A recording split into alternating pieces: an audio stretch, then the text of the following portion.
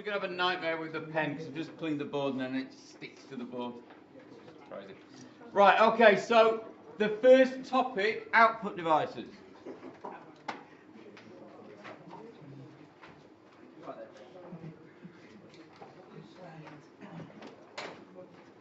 Right, these are peripherals that we add to the computer system, all right, in order to generate some output. Now, it depends what the output is that we want to generate, and that will determine the device that we want to put in. So we've got some standard ones. We've got like screens. Standard one for a computer is monitor. Keyboard's not an output device, so be careful. Alright? But you can have custom displays. And it depends on what the computer system's for. If it's a general computer, yeah, you'll probably have a big monitor. But if it's a computer system for, I don't know, a microwave, a fridge, a Blu-ray player, you probably don't need a full screen. A printer doesn't need a full screen. But you've still got a screen on there of some description. If you look at a fridge, you might have some lights. That is an output device. Just turning a light on and off just to say, I don't think I've got anything in here. So there's like lights on this projector. So the projector is a screen, but it's got other output devices. It's got one to say the power's on, but it's in standby. Okay, when I turn the power on for the projector, that'll go green. That is an output device. The computer is controlling it. So anything that is controlled by the computer that gives us information is an output device. Okay? There aren't many output devices. There are more input devices than there are output devices for computers. So you've got screens. Obviously you've got speakers, which may be in different forms, headphones, whatever. So they're your standard ones. But you do have different types. Actuators, which cause physical movement. So you can use actuators for creating things like open a window. Okay? So you've got that sort of thing. You can have solenoids. Anyone know what a solenoid is? You've not done it in physics. Have you done magnetism in physics? What happens when you put a current through a wire?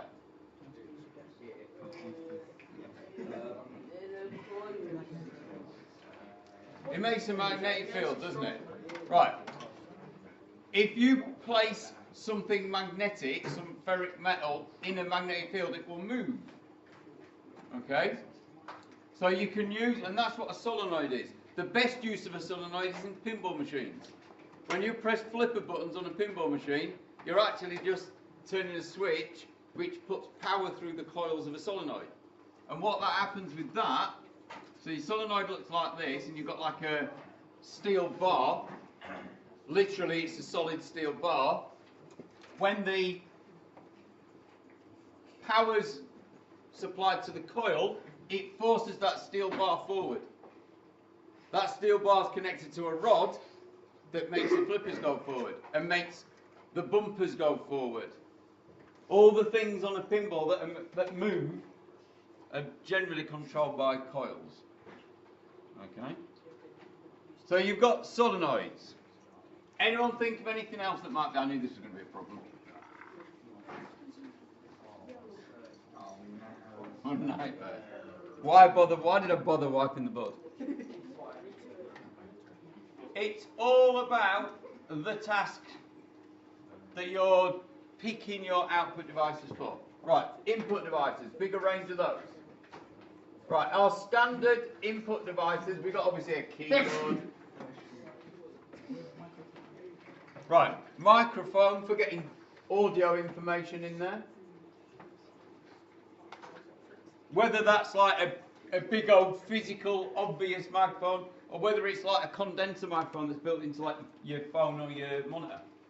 On laptops you tend to have them built in. Right, what other input devices? What do we generally call input devices that monitor the environment? Begins with S.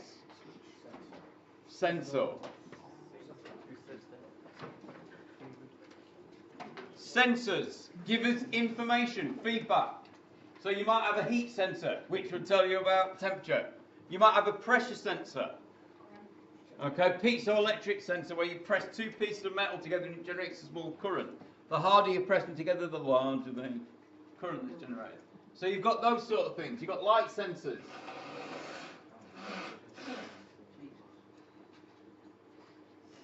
You've got movement sensors.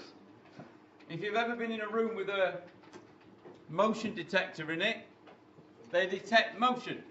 Whatever, there's loads of different ways of doing that. But you've got like motion detectors. These all provide information for the computer, which then needs processing. You know, you write a bit of software to process it. But you can use all these things, and you can use all the things to control these things.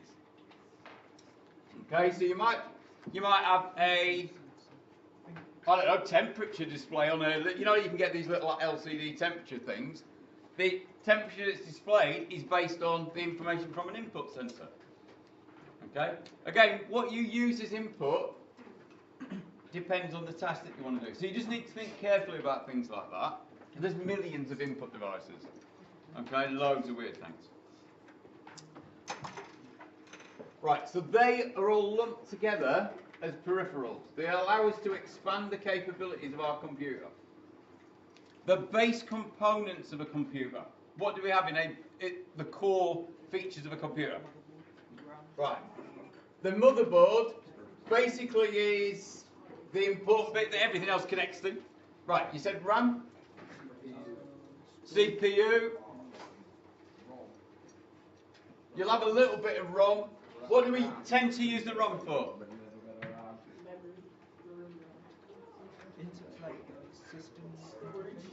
Right. The ROM, in general, in a general computer system, holds the BIOS, basic input-output system. It gets the computer working. Okay, wakes up all the peripherals, tests the peripherals, makes sure they're working, and loads the operating system. That is stored on ROM so that when we turn the power on, we've got a program that we can execute. Why do we have to use ROM? Why can't we just store the BIOS in RAM? It's temporary. Correct. There's another word for that, beginning with V. Volatile. Excellent. Volatile. The way that memory works is it's a bit like me, it forgets straight away. So it has to be constantly refreshed. Okay? All the time. It's constantly getting refreshed. So you have to have electricity to do that. As soon as you take the electricity away, bang. Everything in RAM is lost. So if we want a program available at the start of turning a computer on, it has to be stored in ROM. Okay? Now, you said temporary, which is really good. That is all memory's useful, RAM. It's temporary storage for programs that we're executing and data we're processing. So, where do we long-term store things? Go on, Dave. Hard disk drive or SSD. Right. Hard disk. Oops. Right. Hard disk, SSD. They're longer term storage.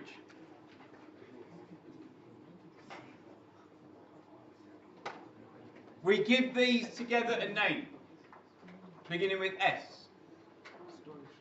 So storage. No, some of the storage beginning with S.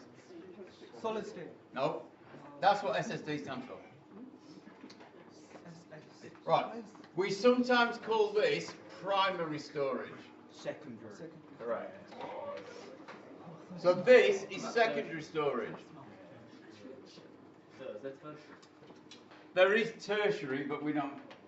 That's sort of like, it's very strange actually, because that used to be like a big thing. Okay? The way it used to work, primary storage is accessible by the CPU. Secondary storage is not accessible by the CPU. So anything that we've got stored on hard drive, SSD, if we want to run it, or we want to process it, it has to be loaded into RAM. then the CPU can execute it. Tertiary storage was storage that isn't immediately accessible by the computer. So this may be backup tapes, archives. Okay? So with hard drives, SSDs, they're generally connected. So we can transfer data to and from. With tertiary storage, that's like another factor removed. So, but we don't really talk about that. Now, you could argue that cloud storage is like that, but the way that we're moving with all these cloud things, they are actually there and connected, aren't they? So, just connected through the internet. Okay? Right, so the BIOS is there is to wake the computer up and get everything loaded. It loads the operating system. I'm trying not to rub anything out on the board now. Right, the operating system. What do we classify the operating system as? What type of software? Now, in general, the operating system is what category? We've got two broad categories of software. Stuff that we want to run, right, which is applications. So let's put that there. Systems. So this is system software. System software runs the computer. Okay? Applications are actually what we want to run. That's what we want to use. So your word processor, your browser, your media player, they're the applications you use in the computer for. The system software, in an ideal world, we shouldn't even be worrying about it. We're getting that way with phones. Okay? We still have to worry about operating systems because people have to write software for an operating system. So it actually does get really annoying if there's an application on iOS which isn't available on Android and vice versa. That can be really annoying, especially if it's a good one. If it's a rubbish one, you don't care. But in an ideal world, nobody would know what operating system they're running. No one would actually have to know or even care. We're not there yet. We're moving towards that. Okay? In the good old days, every computer had its own operating system, which was a nightmare for people writing applications because they had to rewrite their applications for every single different computer system that they wanted to try and sell to. For games, this was crazy, so you might have like 8, 9, 10 different versions of a game. So you'd have maybe 6 or 7 different people writing it for all the different computers, with all different features, so you had to cut things, you could add things into it. So, totally crazy. Okay, but the system software, that is for managing the computer. So the operating system, what roles does the operating system have to, what does it manage? What resources? What resources are in the computer that are finite? Right, memory. You've only got so much RAM. You can't just let the first program that loads have all the memory. Otherwise, you'd never load any other programs. So you have to manage that. What else is finite in a computer?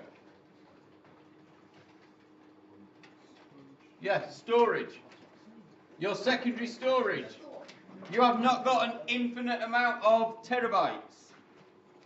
Okay? So we have to manage that in some way, and we have to organise it as well. What else? What was that? Yeah, devices. So when you plug something in, okay, it's up to the operating system to say, oh, you just plugged in webcam, or you just plugged in keyboard, okay, and then interact with that for you. What else? Right, security. Making sure files are only accessed by the person that's logged in. Depends what sort of setup you've got on your computer and what operating system we're talking about. Okay? We'll be responsible for managing the firewall, virus scanners, but they're separate programs. But it has to be responsible for them. What else?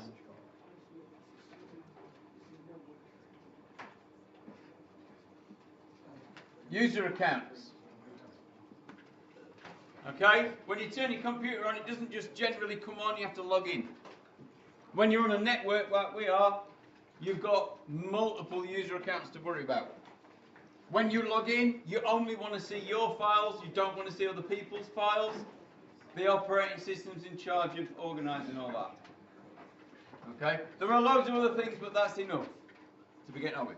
Right, so the OS is system software, but there are another broad category of software applications that come under system software. What are they called? Yeah, utilities. Again, utilities are not programs we generally want to run. They help us manage the computer. So they provide extra function on top of what the operating system does. What are the standard ones?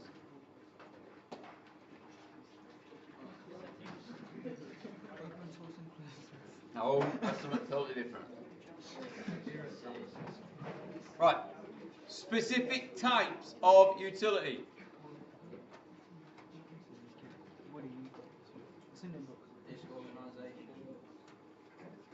Right, file managers.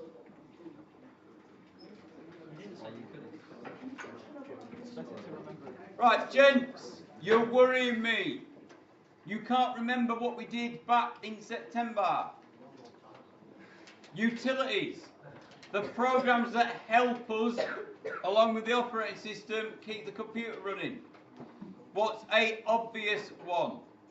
That if you do not have, your computer will be overrun. Right. Antivirus. Oops. Very odd. It's because that's because someone said firewall, so it went into my head.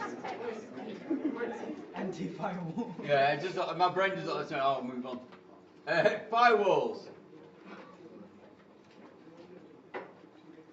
What else? Automatic updates.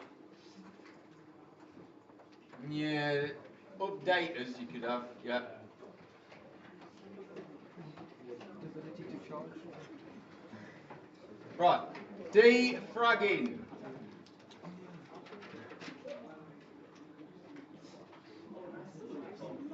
Right, make sure you are aware of several different classes of utilities. If you ever get asked about this, don't put like antivirus and malware protection because they're sort of the same category. They're stopping nefarious programs getting onto your computer, but the other ones have got different uses. So you can use Windows doesn't update, but there are like update managers that you can get that'll like check for updates for all your applications that you got installed, make sure they're downloaded. Yeah. Yeah, diagnostic stuff, which you really don't want to have to use. If you end up down diagnostics, running diagnostic program means you've got big problems with the computer.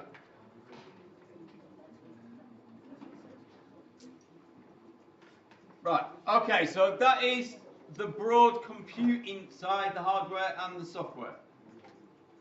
Right, the other things that we have touched on are to do with things like legislation and environmental issues.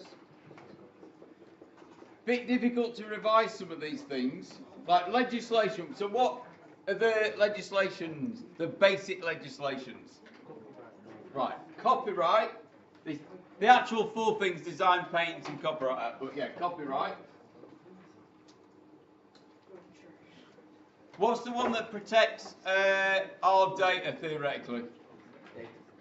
Yeah, the clues in the name. Data Protection Act. Oh, I'm struggling to write properly today. Right, what's the one that is used to prosecute hacking? Yeah, and computer misuse.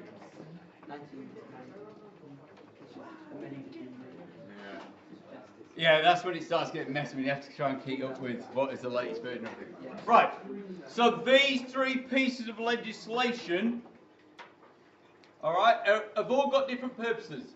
So the Copyright Designs and Patent Act is there to protect the works that people produce. Okay, so whether that's artistic work or whether that's an idea. So you can't just like take an idea and sell it off as your own. Okay? There are other acts that have been brought in. Okay, and other systems, Creative Commons license and things like that. But essentially they're all trying to protect things that people have created. You know, like if you've made a film, you don't want someone just like saying, oh, I'm going to download that film and I'm going to sell it to everybody. Okay? Yeah, that wouldn't be good. Right. Go chasing this top around. The Data Protection Act is to do with user data. Now this is becoming more and more important. Okay?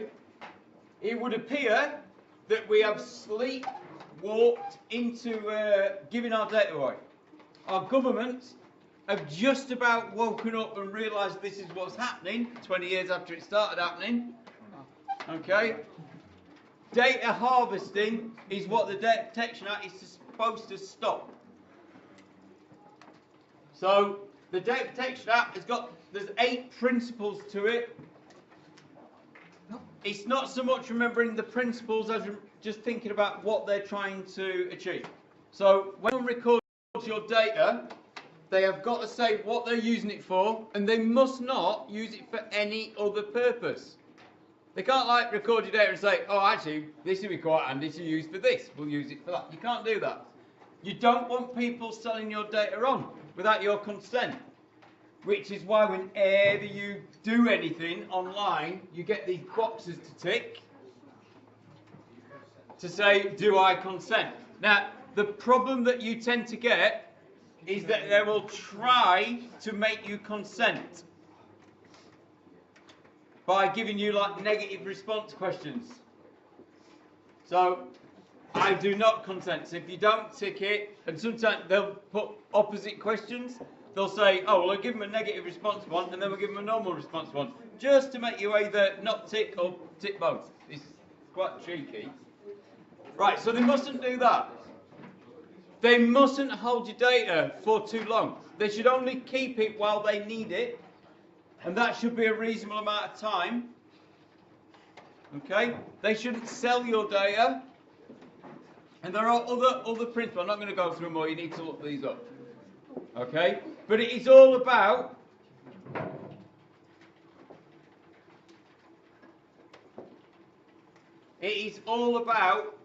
making sure that companies don't just willy-nilly do what they want with our data. Unfortunately, when you sign up for services that are free, whatever those are, social media services, you're basically consenting, if you look at the user agreements, okay, which go on for thousands of pages sometimes, you're basically consenting to them doing anything with your data. Which is quite shocking that we've allowed that to happen. That's why there's suddenly a few people in power have woken up and gone, my God, Facebook are doing what? Okay, a bit like when Mark Zuckerberg was in front of the Senate answering questions, and one of the senators, most of the questions were stupid and pathetic, but one of the senators asked a brilliant question of Mark Zuckerberg. He said, what hotel are you staying in, Mark? And he went, I'd rather not say. And he said, what did you have for dinner? I'd rather not say. Who was with you at dinner? I'd rather not say. What time did you check in? And he asked him all these questions, and Mark Zuckerberg said, I don't want to share that information. And then the senator turned around and said, this is exactly the point we're trying to make. Okay? Because if you're on social media, they're tracking you continually. Google do it, don't they? They do device tracking, which is on by default, which you have to bury through the menus to try and turn off. And then you probably only got to do one thing, like turn the GPS on your phone, and it probably turns it all back on again. I used to have a battle with the Amazon app. It's constantly trying to send you notifications, so you turn the notifications off. And then what they do, to get round that, they update the app and reset the notifications. That's why some of these apps update every couple of days. They're not changing anything, they're just doing it so they can reset the notifications and start pushing stuff at you again. Right, the final one, the Computer Misuse Act. That is all about trying to prosecute people for unauthorized access to computers or systems. Okay? Through loads of different methods, you can hack from external. Most hacking is about getting hold of account details. Once you've got account details, you can get on to. The best way you can protect yourself, don't share your account details. Make sure you use different details for different accounts. The problem is you tend to use one email for everything. So if someone hacks your email, they've got everything. Can be a bit of a mare, that can. Alright, but yeah, Computer Misuse Act is to try and prevent unauthorised entry. It doesn't stop any of these things. These are all for prosecuting afterwards. Okay. Right, final couple of bits. Logic. And then I'm going to stop. Because I'm running out of board. No. Right, logic. The problem is that smears it all. Right, the three logic gates that we need to know about.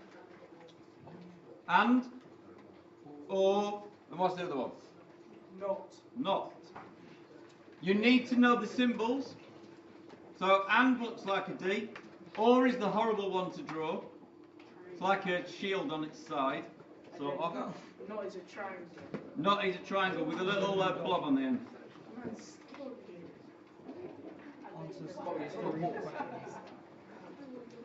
Yeah, they're on the wall, but right.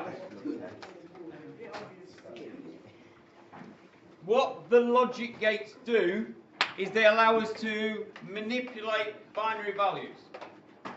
Okay, noughts and ones. And or are comparison operations. Okay, so you combine two inputs and generate one output. With not, it only works with one input. So not's quite easy. If we were to draw a two table for it, you would have a 1 becomes a 0 and a 0 becomes a 1. It's like flips. Flips a value. And a little bit more complicated because you're comparing two values. So for and, if both your inputs are naught, you get an output of naught. If one of your inputs is 1 and the other one is naught, you still get naught. You only get an output of 1 if both inputs are 1. Or, he's a little bit looser. If both inputs are 0, you get a 0. But if either is 1, you'll get an output of 1. Yeah, 1 and 1 stand. They work, if you forget, they work like they would in English, which is why we've come up with those names. So if you say, oh, if either of these things, if it's this or that, then I will do something. With the and, you're saying, I want this thing to be true and this thing to be true in order for this to work. Okay? So for you, Danny, you might say, if I've got my book and a pen, I'll be able to make some notes. Yeah, good. But, okay, so if you forget these completely, just go back to English. Right, I am going to do some action if either of these things is true. If either or. Okay, so that's those logic symbols. You might have to draw truth tables. Right, final bit, binary. Yes? No. Right, binary.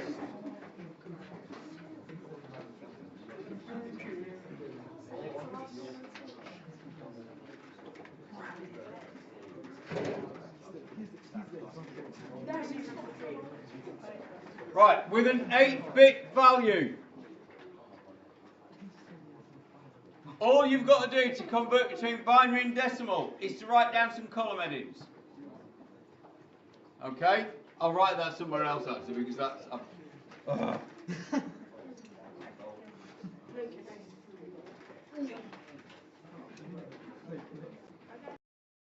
Right, so if I've got an 8-bit number, all I've got to do to convert it to decimal is to look where I've got a 1 and see what the size of the column is and just add it up. So I've got 128 plus 32, that gives me 160 plus a 16. So that's going to be what number? 176. If I want to write it in hexadecimal, hexadecimal is base 16. So hexadecimal is just 4 binary values. What do we call 4 bits? Nibble. Correct.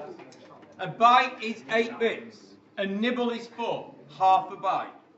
Okay? Right. So if we want to write down this in hexadecimal, we just write column headings down for 4 bits. So this number is 0 in hexadecimal.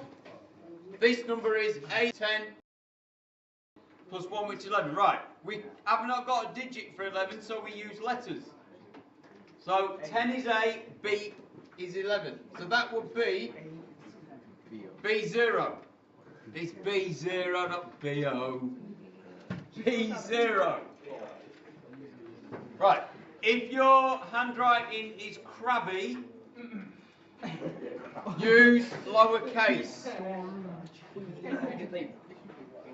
Use lowercase letters for hexadecimal. Going the other way, hexadecimal to binary is really simple. So if I've got 7AE to write down, I know because that's 3 hexadecimal digits, each hex digit is 4 bits. So this will be a 12-bit number.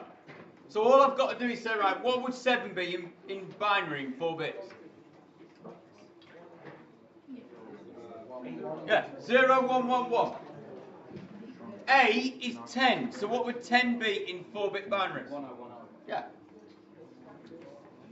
E is 14, so what would that be in 4-bit binary?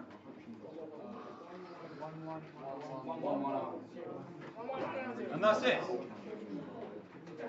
The reason we use hex, gents, the reason we use hex is because the conversion is trivial. That's why when we're doing colours in HTML and CSS, we use hexadecimal for colours. So we might have something like this, and that's full red. Yeah, because the first byte, we use a byte, yeah, a byte for each. That's red, that's the amount of green, that's the amount of blue.